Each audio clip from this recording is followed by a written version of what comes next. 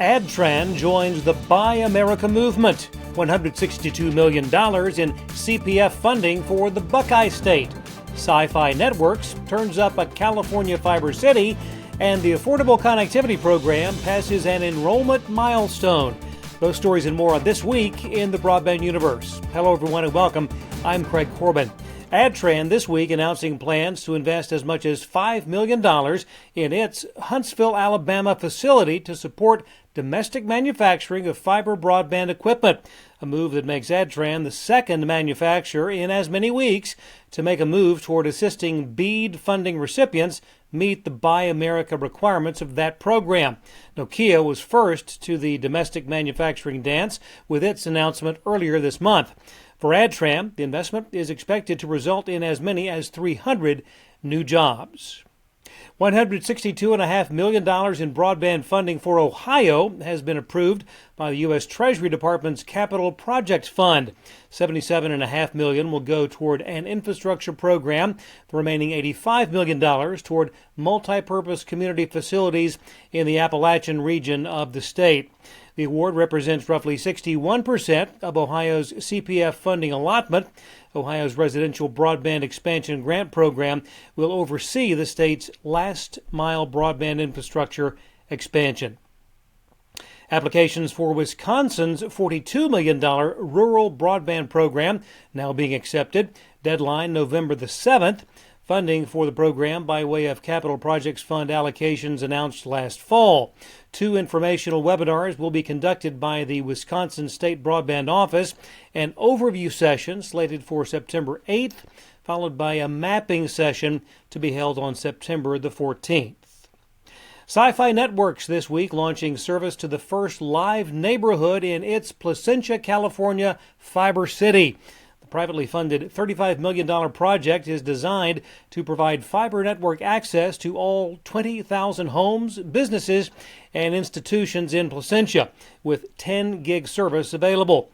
Project, an open access network allowing the fiber infrastructure to be shared by multiple service providers. A milestone for the FCC's Affordable Connectivity Program, with enrollment now surpassing 20 million households. ACP, the nation's largest broadband affordability program, eligible households can receive a discount of up to $30 each month toward internet service, $75 per month for eligible households on qualifying tribal lands. The FCC has hosted or participated in more than 1,400 virtual and in-person awareness and enrollment events, with outreach materials provided in more than 10 languages.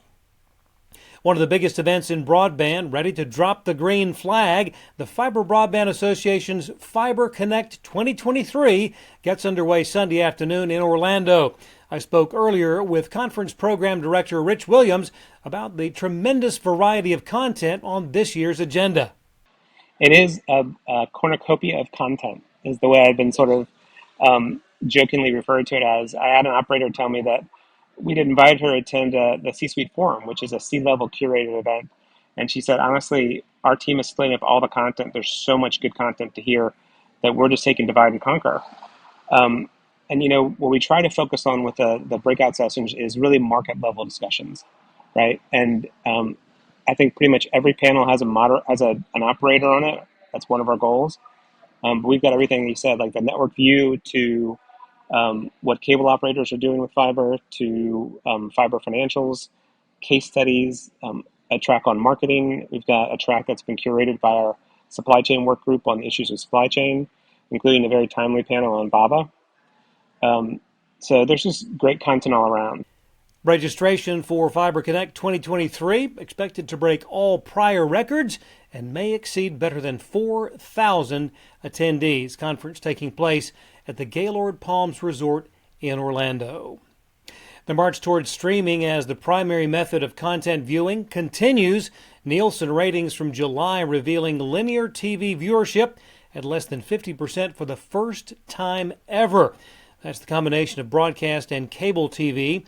Traditional streaming saw an average time spent viewing of 3.76 hours per week, live streaming 3.54 hours a week, with linear TV viewing just at an even 3 hours per week. And in a related story, cord cutting in Q2 saw a record loss of better than 1.7 million subscribers. That from the Lechtman Research Group. Over the past 12 months, nearly 5.4 million subscribers have said goodbye to traditional pay TV services. Well, thanks for watching. We'll see you next time on This Week in the Broadband Universe.